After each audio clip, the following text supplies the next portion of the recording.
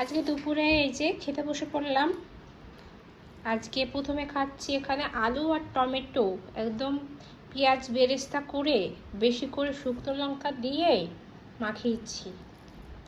কেন জানি না, কি জানি, বেশি টক বেশি ঝাল এসব সেদ্ধ খেতে ইচ্ছা করছে, তরকারি পাতি ভালো লাগে না। আর এখানে মটরের ডালের বড়া ভেজেছি মুচমুচে করে একদম। তো এটা দিয়ে প্রথমে খাওয়া দাওয়া করে নিই। এই আলু টমেটোর ভর্তাটা এত ঝাল হয়েছে নাক দিয়ে একদম জল বেরিয়ে যাচ্ছে। আর এত টেস্ট, ঝাল হলেও বড়ার প্রয়োজন হচ্ছে না। লাল লাল ঝাল ঝাল টমেটো ভর্তা দিয়ে তো খাওয়া হয়ে গেল। এখন ওই বড়ারই ঝোল করেছি আলু দিয়ে। এই যে এটা একটু বড় সাইজের, এই যে বড় করে আলু দিয়েছি।